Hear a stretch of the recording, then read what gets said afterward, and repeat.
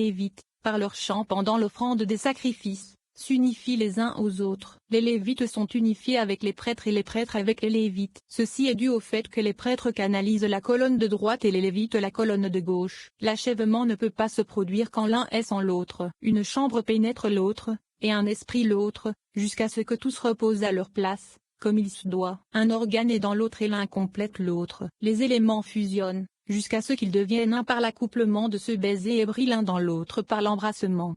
142. Par conséquent, cette âme très supérieure descend et brille sur eux, et toutes les bougies, ou séphirotes, s'allument dans toute leur perfection, jusqu'à ce que cette lumière supérieure soit éveillée et que toutes les chambres entrent dans le Saint des Saints, qui est la 7e chambre. C'est ce qui est indiqué par le sens intérieur de l'accompagnement de la 7e avec la 7e. La 7e chambre est bénie et remplie comme un puits d'eau de source qui ne cesse de couler, et toutes les chambres supérieures et inférieures sont bénies. 143. Le plus intime des secrets est la lumière qui ne peut être conçue et dont il est tenu compte dans les 10 séphirotes. C'est un désir qui ne peut jamais être saisi. Cette lumière fait référence à la lumière de la Yaïda, car les 10 séphirotes commencent par Shoma, Bina, Dat, Zed, Gvura, Tiferet, Netza, Od, Yesod, et Malkout. La lumière de la Yaïda est sucrée au plus profond de la séphirote, et son désir ne peut être conçu, pas même par une pensée dirigée vers sa connaissance. Ainsi, tous les niveaux jusqu'à un sauf, le monde sans fin, bénéficie soit-il, s'unissent en un seul, et tout est parfait en haut, en bas et à l'intérieur. 144. Ce désir, la lumière de Yehuda, n'est pas enfermé dans la partie intérieure des niveaux. Néanmoins, il reste en eux sans être observé, jusqu'à ce qu'ils atteignent l'achèvement et rayonnent de tous leurs aspects, la lumière de Shoma et la lumière de Chassadim, comme avant. Ainsi, ce désir qui ne peut être saisi, est adouci, et est encastré et dissimulé au plus profond des parties intérieures. À ce moment-là, joyeuse est la part de celui qui peut s'attacher à son maître. Il est complet en haut et en bas. De lui il est écrit, ton père et ta mère se réjouiront, et celle qui t'a mis au monde se réjouira. Michelet 23, 25. 145. Venez et regardez, parce qu'elles ont été complétées l'une par l'autre et qu'elles se lient l'une à l'autre dans l'unité, et parce que l'âme céleste, à savoir Bina, les éclairs d'en haut, toutes les lumières deviennent une seule bougie parfaite. Ensuite, cette lumière qui ne peut être saisie ou observée, est saisie par un désir de l'esprit. Cependant, ce désir de l'esprit, appelé la lumière de Haya, qui obscurcit la lumière de Yehuda, ne sait toujours pas ce qu'il a saisi. C'est parce que la lumière rayonne lui de manière cachée. Pourtant, l'esprit brille grâce à elle et est adouci par elle, car il la contient. Tous les niveaux sont remplis de sociétés anonymes lumière. Tous atteignent l'achèvement et tous brillent grâce à lui et sont adoucis de manière appropriée. C'est pourquoi il est écrit, heureux le peuple dont c'est le lot. Tehillim 144 2.15. 146. Et celui qui est attaché à son maître de cette manière hérite de tous les mondes. Il est aimé en haut et en bas. Sa prière ne reste jamais sans réponse. Il se purifie devant son maître comme un fils qui satisfait tous les désirs de son père, lui donnant tout ce qu'il demande. La crainte de lui est sur toute la création et tout ce qu'il décrète. Le Saint, béni soit-il, l'accomplit. Il est écrit, lui, tu décréteras et cela sera établi pour toi. Et la lumière brillera sur tes chemins. Io 22h28. 34. Que la lumière soit. Un vaisseau non préparé peut être spirituellement dangereux et destructeur. De même, si l'on verse de l'acide dans un gobelet en papier, le gobelet n'est pas conçu pour recevoir l'acide et il se dissout. La préparation du récipient de votre être est la première étape qui doit être franchie avant même d'activer votre désir d'attirer la lumière spirituelle. La lecture des lettres hébraïques de ce segment du Zohar prépare notre vase afin que nous puissions recevoir et contenir en toute sécurité l'impressionnante lumière du Créateur. 147. Et Elohim dit, que la lumière soit, et la lumière fut. Bereshit 2.3. Rabbi Tchak dit que nous apprenons de ces mots que le Saint, béni soit-il, déracina ces plantes et les replanta ailleurs, d'où l'expression il y avait. Rabbi Yehuda a dit que cela implique que la lumière avait déjà existé. Ceci est indiqué dans il y avait. Il n'a pas été écrit, il y eut de la lumière, mais il y avait de la lumière. Et quand le Saint, béni soit-il, a vu les générations des méchants, qui ne méritent pas la lumière, il l'a stockée pour les justes. Ceci est mentionné dans le verset la lumière est semée pour les justes et l'allégresse pour ceux qui ont le cœur droit. Tehillim 97 2.11. Ainsi, il a été écrit, et Elohim dit, que la lumière soit, comme il est écrit, qui a fait surgir la justice de l'Orient. Yeshaïa 41 2.2. 148. Et Elohim vit la lumière, et elle était bonne. Bereshit 2.4. Qu'a-t-il vu? Rabbi Shia dit que cela implique qu'il a prévu les actions des méchants et a stocké la lumière, comme nous l'avons dit précédemment. Rabbi Abba n'est pas d'accord, et dit, et Elohim vit la lumière, qu'elle était bonne, pour la stocker. C'est-à-dire qu'il n'a pas regardé les actions des méchants, mais a vu la magnificence de la lumière elle-même, et a décidé qu'il était bon qu'elle soit cachée et non révélée au monde. Et Elohim vit la lumière. Il vit son éclat rayonnant d'un bout à l'autre du monde, et il vit qu'il était préférable de la stocker, afin que les pécheurs n'en profitent pas. 149.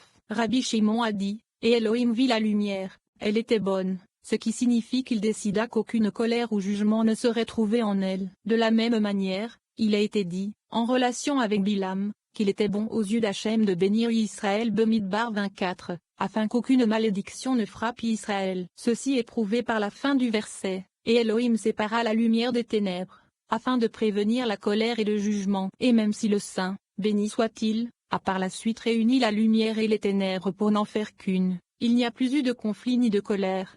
150. Venez et regardez, le rayonnement céleste, Bina, doit continuer à rayonner, et par son rayonnement, il doit apporter la joie à tous. C'est la position de la droite, qui a été couronnée par le droit de réglementer les lois de la gauche. Il est écrit, combien est grande ta bonté, que tu as déposée sur ceux qui te craignent et que tu as opéré pour ceux qui se confient en toi. Tulim 31, 20. Combien grande est ta bonté, fait allusion à la lumière primordiale que le Saint, béni soit-il, a stocké. Ceux qui te craignent fait allusion aux justes qui craignent les péchés, et comme nous l'avons dit, seulement eux devront profiter de la lumière.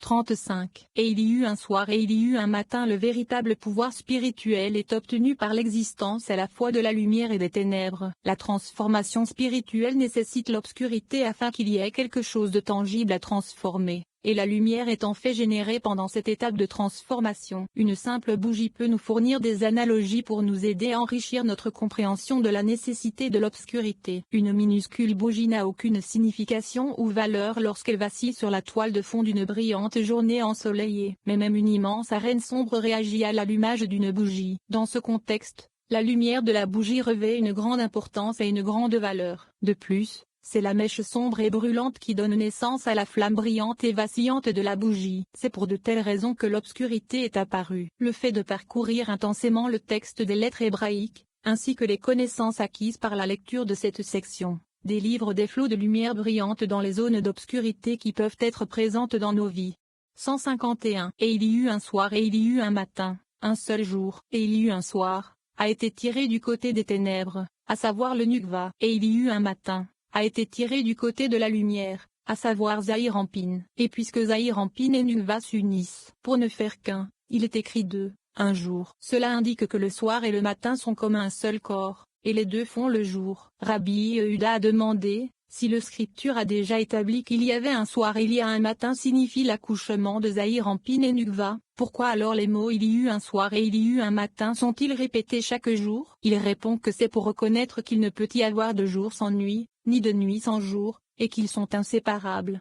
152. Rabbi Yossi dit que le jour d'où émergea la lumière primitive s'étendit à tous les autres jours de la création, car le mot jour est répété dans tous ces jours. Rabbi Elazar dit que nous apprenons cela du fait que le nom de matin a été utilisé dans tous les jours, parce que le matin se rapporte uniquement à la lumière primitive, c'est-à-dire que le matin signifie la première révélation de la lumière. Rabbi Shimon a dit que le premier jour accompagne tous les autres, et que tous sont contenus dans le premier. Cela montre qu'il n'y a pas de fragmentation entre eux, et que tous sont un. 36. Que la lumière soit. La puissance de ces versets du Zohar rend littéralement la lumière manifeste dans nos vies.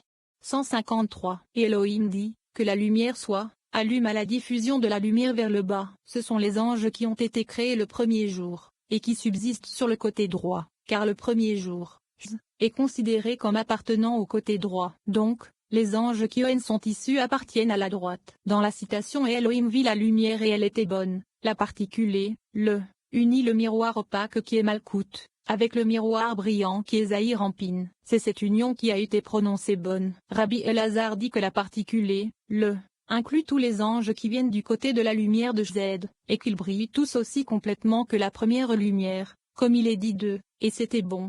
37. Qu'il y ait un firmament. La lumière du soleil doit être réfléchie par un objet physique pour pouvoir éclairer. C'est le secret du mot firmament. Pour créer une résistance et un circuit d'énergie, une ampoule électrique allumée a besoin d'un filament. L'homme a besoin d'un filament métaphysique. le firmament, pour créer une résistance contre l'énergie de la colonne de gauche de notre désir de recevoir, qui est notre mauvais penchant. Ce firmament ou filament est notre libre arbitre pour résister aux pulsions et aux désirs négatifs de l'ego. Lorsque nous appliquons cette résistance, nous créons un circuit métaphysique qui génère de la lumière spirituelle. 154. Qu'il y ait un firmament au milieu des eaux. Bereshit 2.6. Rabbi Yehuda dit que ces mots indiquent que l'eau supérieure était séparée de l'eau inférieure et qu'un firmament signifie l'étalement de l'eau. Par conséquent, poursuit-il, les mots et qu'il sépare l'eau de l'eau signifient qu'il doit y avoir une division entre les eaux supérieures et inférieures.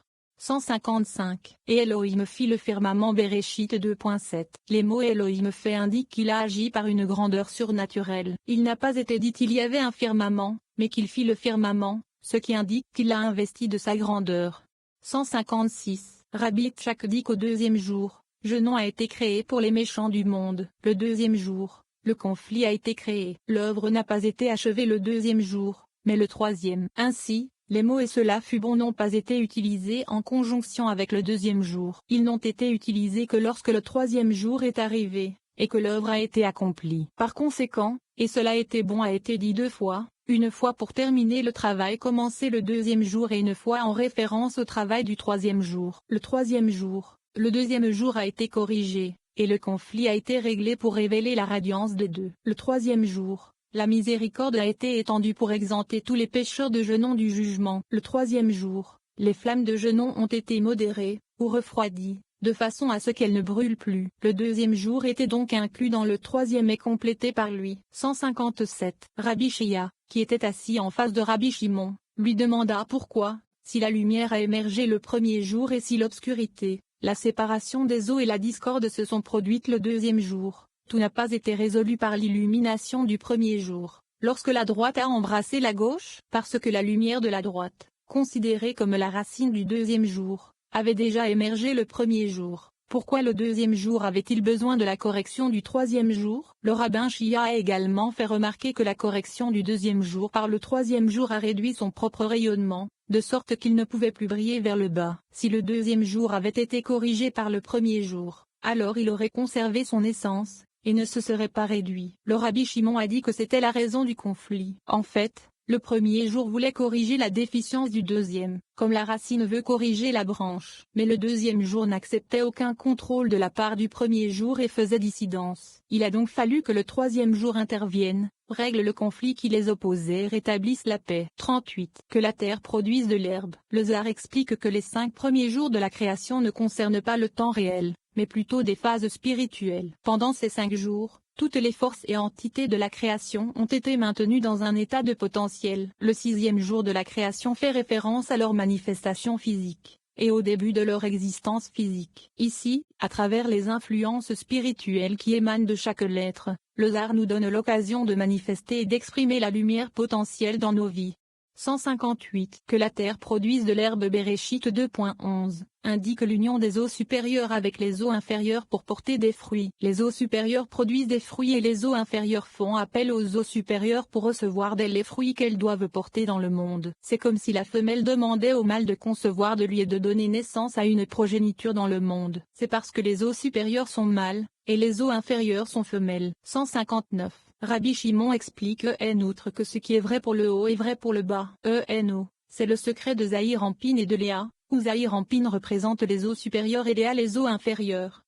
Bas, c'est le secret de Yaakov et de Rachel, où Yaakov est les eaux supérieures et Rachel les eaux inférieures. Rabbi Uzi a dit que si c'est le cas, alors que signifie Elohim dans le passage? Et Elohim dit, la terre pousse de l'herbe. Quel est le nom Elohim dans ce verset? C'est l'Elohim vivant d'en haut, nommé Bina, tel que mentionné par les 32 mentions du nom Elohim dans les œuvres de la création. Devons-nous accepter que le nom Elohim d'en bas soit un Elohim ordinaire? Ceci, dit-il, est contraire à ce qui a été expliqué précédemment, c'est-à-dire que les 32 Elohim parmi les 42 sont les noms de Bina, qui est un Elohim vivant. Rabbi Uzi répond, non, la progéniture est en dessous. Il cite, voici les générations des cieux et de la terre quand ils furent créés. Bibaram, Bereshit 2.4. Comme nous l'avons déjà expliqué, ils ont été créés par la lettre Ebram, qui est la nukva de la coute vers le bas de Zahir Ampin, Rachel qui est le dernier de Iud Vav, d'où proviennent tous les progrès. La progéniture ne vient pas de la nuque, va au-dessus de la poitrine. Celui qui est au-dessus est le père de tous les niveaux, ainsi que des trois séphirotes Jed, Gvura et Tiferet.